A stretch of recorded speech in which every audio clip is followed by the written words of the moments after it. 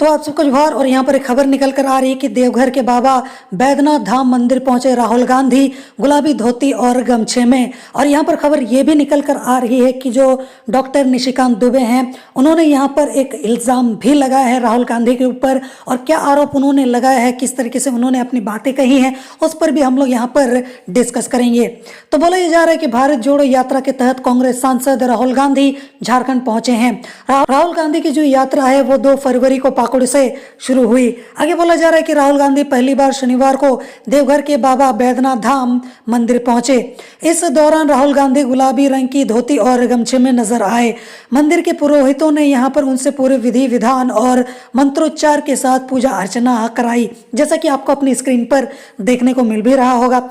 आगे बोला जा रहा है कि राहुल गांधी के आगमन पर उनके स्वागत में बाबा मंदिर वीआईपी गेट से लेकर मंदिर प्रशासनिक भवन एवं मंदिरों को यहाँ पर फूलों से सजाया गया था। इसके लिए बड़े वाहनों में भारी मात्रा में फूल लाए गए थे। राहुल गांधी ने यहाँ पर बाबा बैद्यनाथ मंदिर में करीब 30 मिनट तक पूजा अर्चना की। इसके अलावा बाबा मंदिर प्रभारी एसडीएम दीपांकर चौधरी ने इस दौरान राहुल गांधी की सुरक्षा का पूरा ख्याल भी रखा।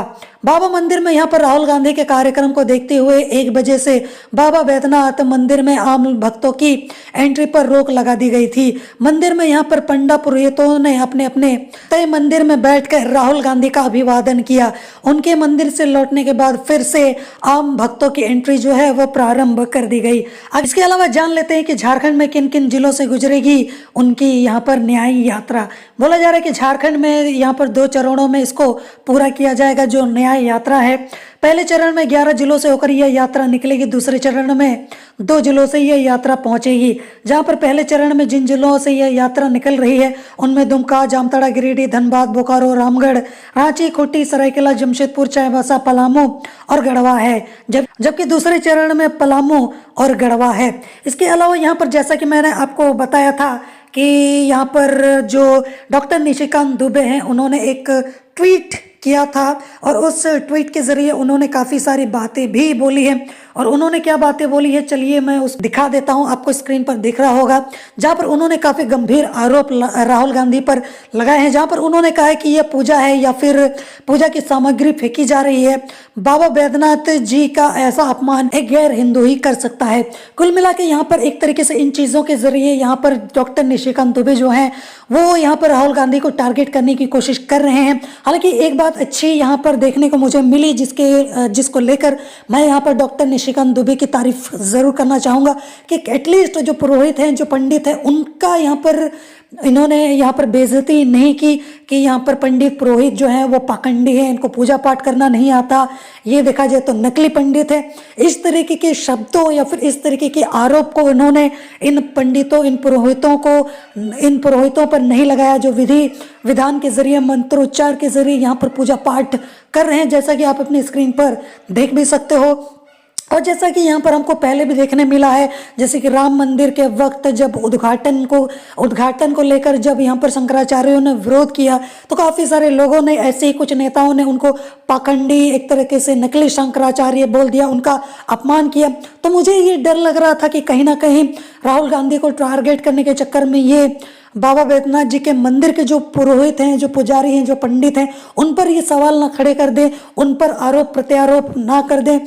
तो मुझे इस तरीके का एक डर जो है वो अंदर से लगा हुआ था। पर चलो एटलीस्ट उन्होंने इस बात का यहाँ पर मान सम्मान रखा, सिर्फ राहुल गांधी को टारगेट किया। हालांकि जो पंडित हैं, जो पुजारी हैं, जो पूजा कर रहे हैं, उनको ज़्यादा समझ है कि किस तरीके से पूजा पाठ होती है, किस तरीके से यहाँ पर सारी चीज़ें, विधि व्यवस्था को करना पड़ता है। अब यहाँ पर राहुल गांधी जो है वो पूजा पाठ तो कर नहीं रहे थे। पूजा पाठ तो यहाँ पर जो पंडित पुरोहित है वो कर रहे थे, वो तो बस उनका पालन कर रहे थे। यहाँ पर पंडित पुरोहित जो कह रहे थे वो उसका पालन कर रहे थे, उनके नियमों के हिसाब से वो चल रहे थे। अगर यहाँ पर पंडित पुरोहितों को कुछ गलत लगता तो वो यहाँ पर राहुल गांधी को उसी वक्त वो टोक देते, और अगर राहुल गांधी को टोक दिया जाता तो वो अपनी गलती को वहीं पर सुधार लेते, ना कि कैमरे में दिखाते कि देखो मैं कैसे गलती कर रहा हूँ।